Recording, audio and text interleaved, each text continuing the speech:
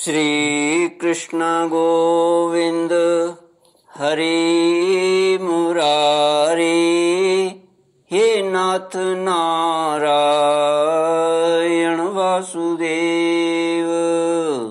श्री कृष्ण गोविंद हरि मुरारी, हे नाथ नारायण वासुदेव।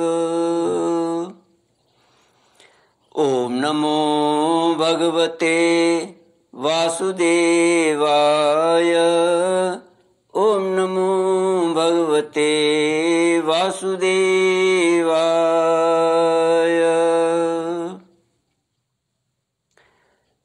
कृष्णाय वासुदेवाय हरये परमात्मने प्रणतः क्लेशनाशाय गोविन्दाय नमो नमः। सच्चिदानन्दरूपाय विश्वोत्पत्त्यादिहेतवे तापत्रयविनाशाय श्रीकृष्णाय वयं नमः। सच्चित आनंद स्वरूप परमात्मा जो सृष्टि के उत्पत्ति, पालन और संहार करता है तथा जीवों के आध्यात्मिक, आदि दैविक, आदि भौतिक तापों को नष्ट करने वाले हैं, अर्थात जीवों के मानसिक, शारीरिक और भौतिक दुखों को दूर करने वाले हैं, उन श्री कृष्ण भगवान को हम नमस्कार करते हैं। श्री कृष्ण गोविंद हरे मुरारे, हे नाथ नारायण वासुदेव। श्रीमद् भागवत दशम स्कंध अथ त्रयस्त्रिंशोऽध्यायः।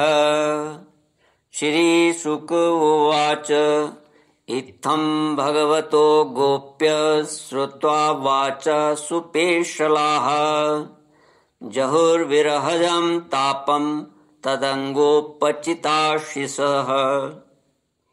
तत्रारभत गोविन्दो रासक्रीडामनुवृत्तैः स्त्रीरत्नैरन्वितः प्रीतैरन्योन्याबद्धबाहुभिः।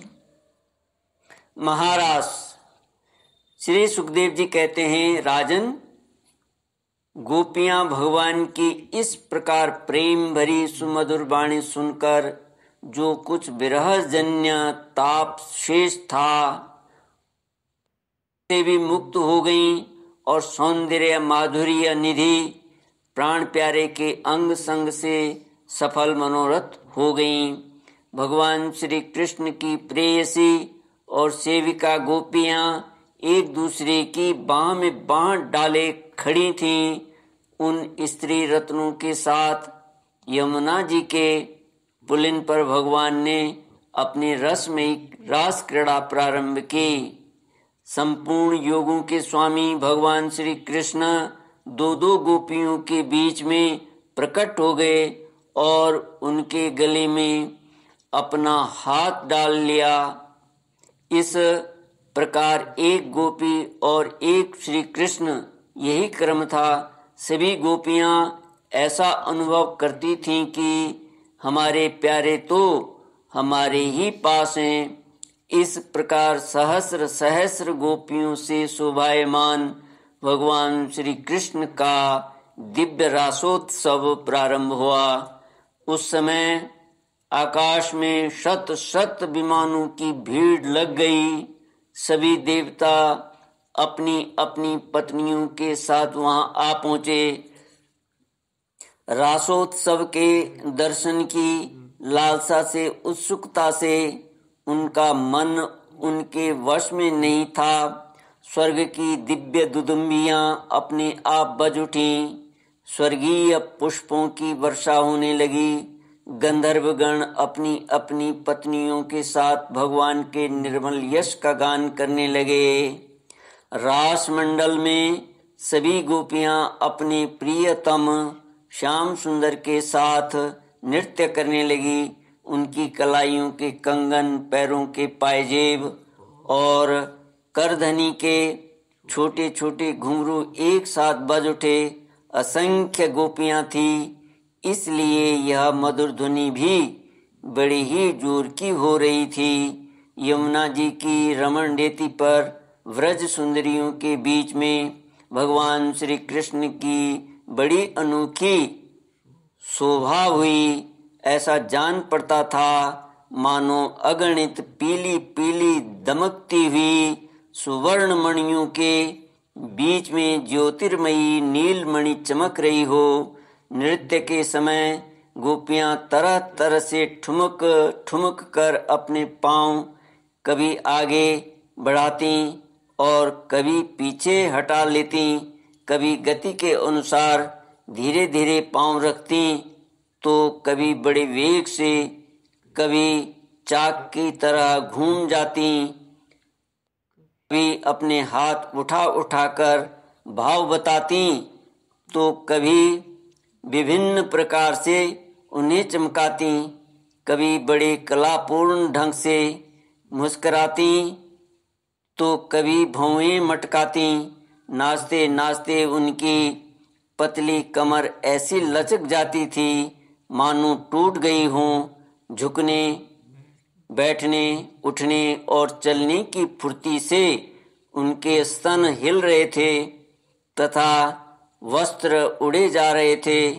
कानों के कुंडल हिल हिलकर कपोलों पर आ जाते थे। नाचने के परिश्रम से उनके मुंह पर पसीने की बूंदें झलकने लगती थीं। केशों की चोटियां कुछ ढीली पड़ गई थीं। नीवी की गांठें खुली जा रही थीं। इस प्रकार नटवर नंदलाल की परम प्रेयसी गोपियां उनके साथ गा गा कर नाच रही थीं। परीक्षित, उस समय ऐसा जान पड़ता था मानो बहुत से श्री कृष्ण तो सांवले सांवले मेघमंडल हैं और उनके बीच बीच में चमकती हुई गोरी गोपियां बिजली हैं। उनकी असीम थी। गोपियों का जीवन भगवान की रति है, प्रेम है। वे श्री कृष्ण से सटकर नाचते नाचते ऊंचे स्वर से मधुर गान कर रही थीं। श्री कृष्ण का संस्पर्श पाकर और भी आनंदमग्न हो रही थीं। उनके राग रागनियों से पूर्ण गान से यह सारा जगत अब भी गूंज रहा था। कोई गोपी भगवान के साथ उनके स्वर में स्वर मिलाकर गा रही थी। वह श्री कृष्ण के स्वर की अपेक्षा और भी ऊंचे स्वर से राग अलापने लगी। उसके विलक्षण और उत्तम स्वर को सुनकर वे बहुत ही प्रसन्न हुए और वाह वाह करके उसकी प्रशंसा करने लगे। उसी राग को एक दूसरी सखी ने ध्रुपद में गाया। उसका भी भगवान ने बहुत सम्मान किया। एक गोपी नृत्य करते करते थक गई। उसकी कलाइयों से कंगन और चोटियों से बेला के फूल खिसकने लगे। तब उसने अपने बगल में ही खड़े मुरली मनोहर श्याम सुंदर के कंधे को अपनी बाह से कसकर पकड़ लिया। भगवान श्री कृष्ण ने अपना एक हाथ दूसरी गोपी के कंधे पर रख रखा था।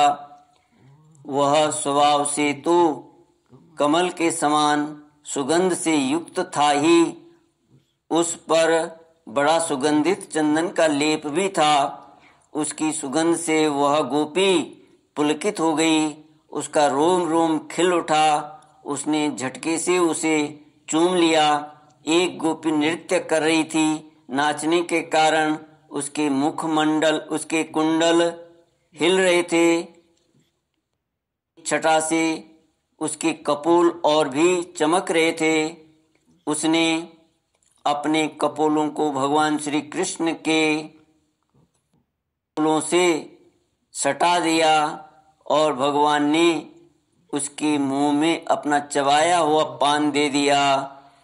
कोई गोपी नूपुर और करधनी के घुंघरुओं को झनकारती हुई नाच और गा रही थी।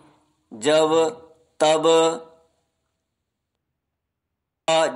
बहुत थक गई तब उसने अपने बगल में ही खड़े श्याम सुंदर के शीतल कर कमल को अपने दोनों स्तनों पर रख लिया। श्री कृष्ण गोविंद हरे मुरारी, हे नाथ नारायण वासुदेव। भगवान सुखदेव जी कहते हैं, परीक्षित, गोपियों का सौभाग्य लक्ष्मी जी से भी बढ़कर है। लक्ष्मी जी के परम प्रियतम एकांत वल्लभ भगवान श्री कृष्ण को अपने परम प्रियतम के रूप में पाकर गोपियां गान करती हुई उनके साथ विहार करने लगी। श्री कृष्ण ने उनके गलों को अपनी भुजा पास में बांध रखा था। उस समय गोपियों की बड़ी अपूर्व शोभा थी। उनके कानों में कमल के कुंडल शोभायमान थे। घुंघराली अलकें कपोलों पर लटक रही थी। पसीने की बूंदें झलकने से उनके मुख की छटा निराली हो गई। उनके की छटा निराली हो गई थी। वे रास मंडल में भगवान श्री कृष्ण के साथ नृत्य कर रही थी। उनके कंगन और पायजेबों के बाजे बज रहे थे। भौरे उनके ताल सुर में अपना सुर मिलाकर गा रहे थे और उनके जूड़ों तथा चोटियों में गुथे हुए फूल गिरते जा रहे थे।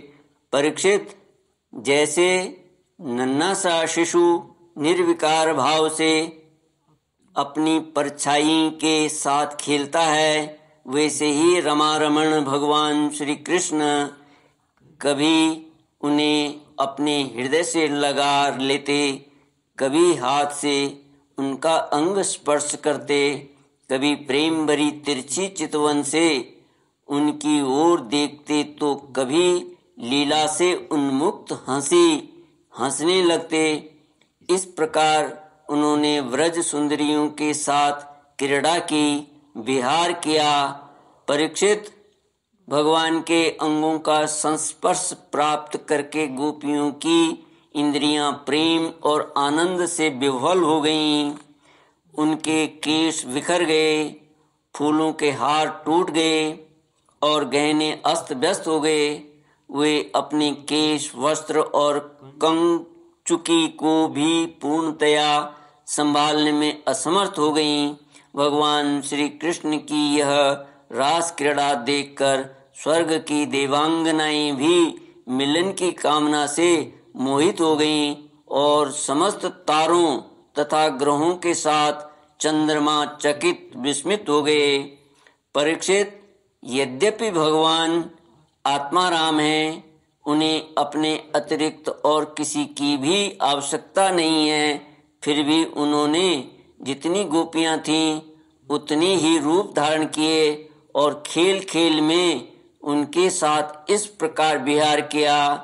जब बहुत देर तक गान और नृत्य आदि विहार करने के कारण गोपियां थक गईं, तब करुणामय भगवान श्री कृष्ण ने बड़े प्रेम से स्वयं अपने सुखद कर कमलों के द्वारा उनके मुंह पहुँचे।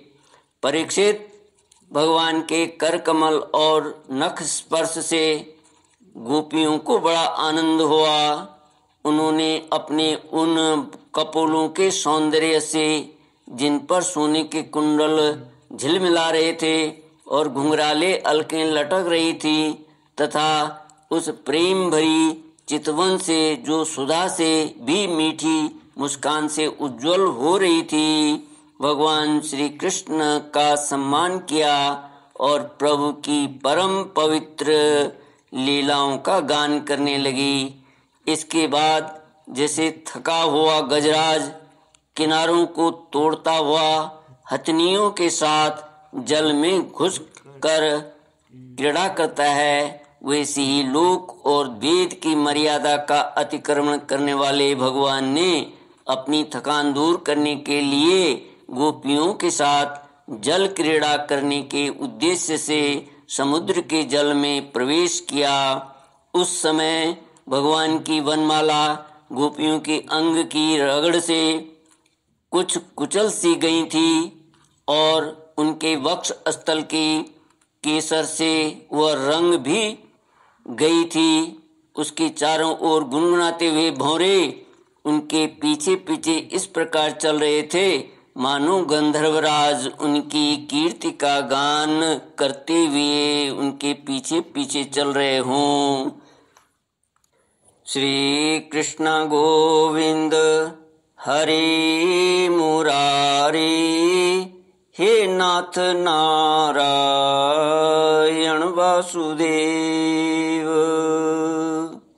ओम पूर्णमद पूर्णमिदं पूर्णात् पूर्णमुदच्यते पूर्णस्य पूर्णमादाय पूर्णमेवावशिष्यते।